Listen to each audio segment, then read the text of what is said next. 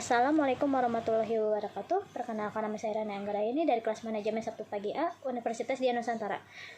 Pada kesempatan kali ini saya ingin mempresentasikan tentang uang dan lembaga keuangan sebagai tugas besar untuk penambahan nilai UAS pengantar ekonomi makro dengan dosen pembimbing Bapak Didin Hikmah Perkasa SEMM. Sejarah terjadinya uang. Sebelumnya, perdagangan dilakukan dengan cara barter, yaitu pertukaran barang dengan barang, di mana hal ini akan berjalan baik bila ada kebutuhan yang timbul secara bersama. Semakin bertambahnya banyaknya kebutuhan manusia, menyebabkan sistem barter tidak mudah dilakukan. Hal tersebut mendorong orang untuk menemukan suatu komoditas yang dapat digunakan sebagai alat ukur. Pengertian uang dan syarat uang. Uang adalah sesuatu yang diterima atau dipercayai masyarakat sebagai alat pembayaran atau transaksi.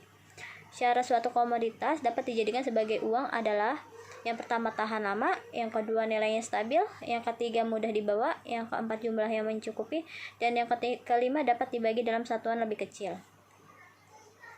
Jenis uang dibagi menjadi dua. Yang pertama, uang kartal, dan yang kedua, uang giral. Uang kartal yaitu uang yang dikeluarkan oleh pemerintah melalui Bank Sentral atau Bank Indonesia berupa uang kertas dan uang logam. Yang kedua, uang giral. Uang giral yaitu uang masyarakat yang disimpan di bank umum dan sewaktu-waktu dapat digunakan untuk melakukan pembayaran dengan perantara cek, biliet giro, atau perintah membayar. Uang ini dikeluarkan oleh bank umum. Fungsi uang dibagi menjadi 4. Yang pertama, alat tukar atau medium of exchange. Yang kedua, alat satuan hitung atau unit of account. Yang ketiga, alat penyimpanan nilai atau store of value. Yang keempat, standar penyimpanan di masa depan atau standard of different payment. Nilai mata uang dibagi menjadi 2. Yang pertama, nilai nominal, dan kedua, nilai intrinsik. Nilai nominal nilai yang tertera pada masing-masing mata uang. Nilai intrinsik nilai dari komoditas yang dijadikan uang.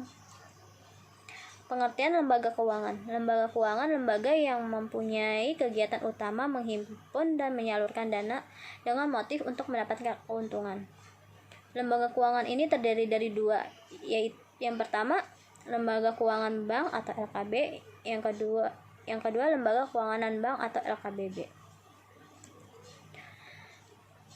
Berdasarkan Undang-Undang Nomor 10 Tahun 1998, bank adalah badan usaha yang menghimpun dana dari masyarakat dalam bentuk simpanan dan menyalurkan dalam bentuk kredit atau bentuk-bentuk lainnya.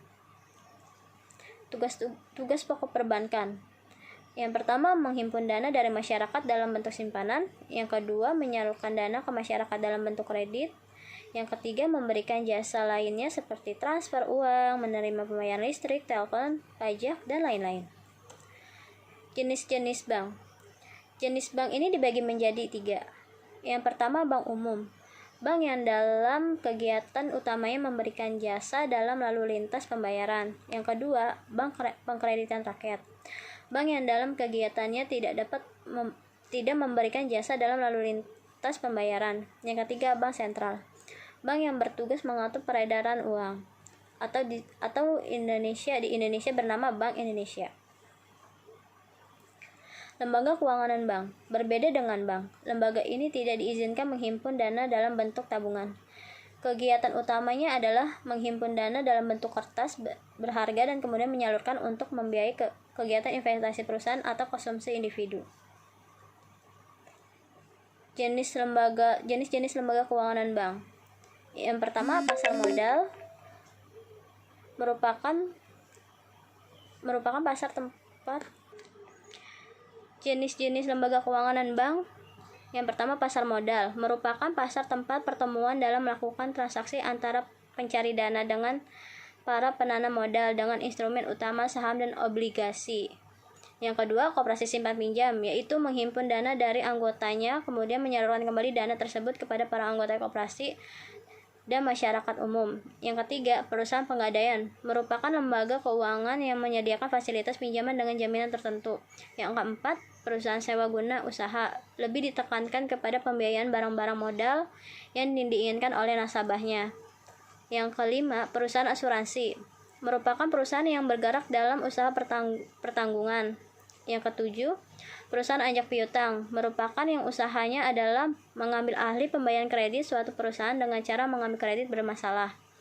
Yang kedelapan, perusahaan modal ventura merupakan pembiayaan oleh perusahaan-perusahaan yang diusahanya mengandung risiko tinggi. Yang kesembilan, dana pensiun merupakan perusahaan yang kegiatannya mengelola dana pensiun atau perusahaan pemberi kerja. Yang ke-10, pasar uang, yaitu pasar tempat memperoleh dana dan investasi dana. Demikian presentasi saya tentang uang dalam lembaga keuangan. Saya ucapkan terima kasih. Wassalamualaikum warahmatullahi wabarakatuh.